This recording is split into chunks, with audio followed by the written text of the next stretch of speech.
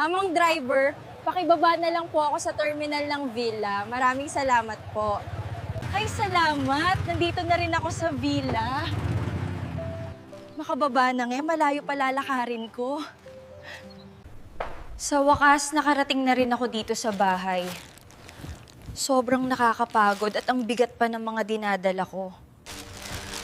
Sa sobrang pagod ko, antok na ako. Hello po, may mga tao po ba dito? Nasaan po ako ngayon? Hello po? Ano to? Parang lumiliwanag sa aking dinadaanan. Wala akong masyadong makita. Nakakasilaw ang liwanag. Tao po, tulungan niyo po ako. Panginoon, natatakot po ako sa liwanag nito na nakakasilak. Wala na ba? Saang lugar ito? Parang pamilyar sa akin to. Sana hindi ako nagkakamali. Ay, nasaan ba ako ngayon? Anak, nandito lang kami para sa'yo. Patawarin mo kami, anak ko, Jess. Kayo po ba ang aking mga magulang? Bakit niyo ako iniwan? Tay! Tay! Huwag niyo ako iwan. Gusto ko kayo mayakap. Saan kayo pupunta? Paalam, anak. Mahal na mahal ka namin ng papa mo. Bakit ayaw niyo ako pakinggan? Nasaan na po ba mga magulang ko? Mama! Papa! Asan na kayo?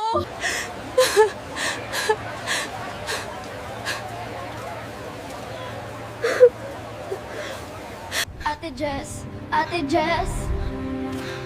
Ate Jess! Sino ka? Paano mo ako nakilala? Hindi mo ba ako namumukhaan? Ako ito. Ikaw ay ako. Oo, Ate Jess, ikaw ay ako! Hindi maaari. Hindi tayo magkamukha. Hindi pwede. Ikaw ay ako. Hindi totoo yan. Ako lang nag-iisa. Ako lang ito. Oo, tama. Ako lang ito. Iniwan tayo ni Papa at Mama dahil ayaw nila magutom ka. Paano mo nalaman na binigay nila ako kay Lola? Sino ka ba talaga? Parang naalala ko na. Huwag ka muna umalis, ate. Meron ka dapat malaman. Halika, ate. Halika, Ate Jess. Teka, bigla akong naalala. Damit at yung mukha mo ay ako nga. Ipapakita ko sa iyo ang iyong nakaraan, Ate Jess. Sige, Batang Jess. Ipakita mo sa akin ang aking nakaraan.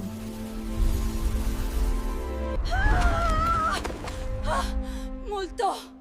Iwan mo ko! Anong nangyari sa akin? Saan naman ako mapupunta? Ma! Papa! Pa! Mama! Papa! Tulungan niyo ko! Tulong! Ay, panaginip lang pala yun. Natakot ako dun ah. Nakakatakot naman yung napanaginipan ko. Lalo na nang makita ko, kamukha ko. Ang pangit pala nung bata pa ako. Ako ba talaga yun? Lord, sana po igabayan niyo po ako sa gabi na ito.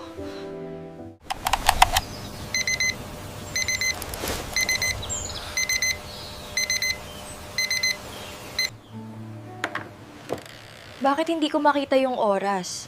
Medyo malabo na ba ang paningin ko? Ano? 9 a.m. na ng umaga? O tanghali na pala? OMG, napasarap yata tulog ko. Kailangan ko magmadali. May pasok pala ako. Ay, oo nga pala. Yung pinamili ko kahapon, naiwan ko pala sa may sala.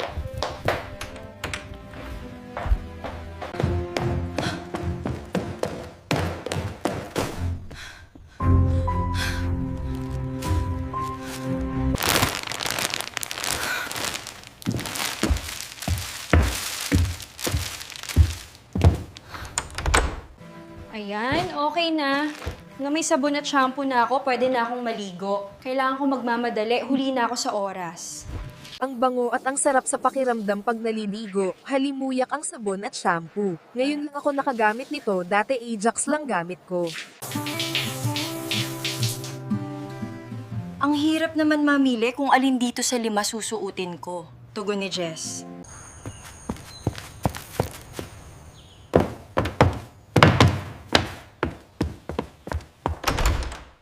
Ay, oo nga pala. Wala pala ako trabaho, kaya pala ako aalis dahil magpapaganda ako ngayon. Sandali, balik muna ako sa loob ng bahay. Ang kalat sa higaan ko. Hindi ko pala to niligpit. Ayusin ko muna to bago ako aalis ng bahay. Ayan na, tapos na ako magligpit ng gamit. It's time to move on, Nan. Hito, alis na ako. Yahoo!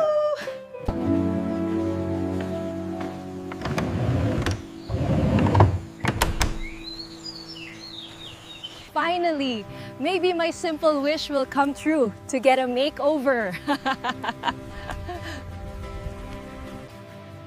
Ito ang arko ng nayon, makakalabas na rin ako sa wakas. Ay, putik na yan! Mag-ingat naman kayo, Manong, kasing bulag ka ba? Eh di wow! Miss, bakit may dumi yung damit mo? Okay ka lang ba? Syonga-syonga po kasi yung Manong driver kanina, kaya po natapunan ng putik ang damit ko. Miss, sambo ang babaan mo. Gusto mo ba ibaba kita sa may talipapa para Makapagbihis ka ng bagong damit? Sige po, Manong driver, pakibaba na lang po ako doon. Salamat po. Manong, ito po yung bayad ko at maraming salamat po sa payo nyo. Sa inyo na lang po yung sukli. Maraming salamat po. Nagutom na ako. Maya na ako bibili ng damit, magpapakabusog muna ako. Miss, ano po order nyo? Ang gwapo mo naman kuya, kinilig ako. 2 kanin, 1 crispy pata at 1 soft drink. Yun lang. Ang sarap naman eh. Lalo na si Kuya, ang sarap. Sarap. Ang landi ka, Rip. Kuya, kung hindi ka lang gwapo, hindi ako magagalit sa'yo ng ganito. Okay lang ako. Sorry po, miss ha. Saan kaya ako makahanap ng damitan? Dito puro mga isdaan to eh. Uy, lalaki, dahan-dahan ka naman sa kakabuhat mo niyan. Natapunan tulo ako, amoy lang sang isda tulo ako. Sorry miss, hindi ko sinasadya. Agoy! Kasakit, mangambras naman ng manoka. Uy, malas ko naman. Hala, hindi kaya naligaw na ako nito. Puro mga manokan to ah. Saan kaya dito mga damitan? Ano ba naman nangyari sa akin? Kung saan na ako napadpad. Ag-una sa isdaan, tapos manokan, at ngayon babuyan. Ano na nga ba? Miss, gusto mo karne? Masarap to tulad ko. Sana all, kuya. Naligaw po ako. Alam niyo ba saan ang bintahan ng mga damitan? Miss, doon sa kabilang building tang, hanapin mo ang section 3. Nandun ang damitan, Miss Beautiful. Dahil dyan, bili ka na. Salamat po, kuya. Ay, eto na nga. Sinabi ni Manong sa karnehan.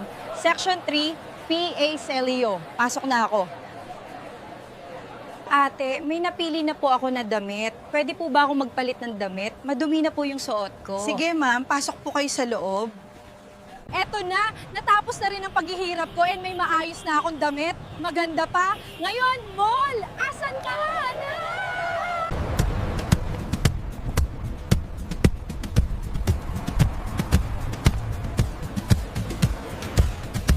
Kinabahan na ako. Papasukin kaya ako dito? E-entertain kaya nila ako? Total, nandito na ako. Go na to. Papasok na ako. Good morning po. Hello po, ma'am. Magpapaayos po ba kayo ng hair nyo o magpapamanicure and spa?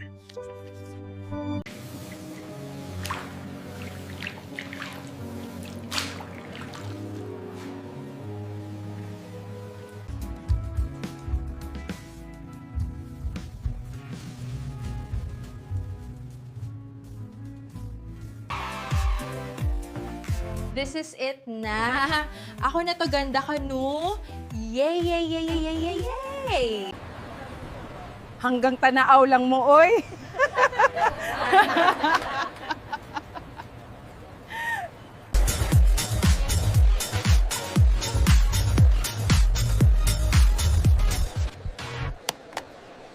Thank you, Lola Trisha! Eto na talaga na, yan, ligit na akong pangandoy. Natupod na. Sana all! Yahoo!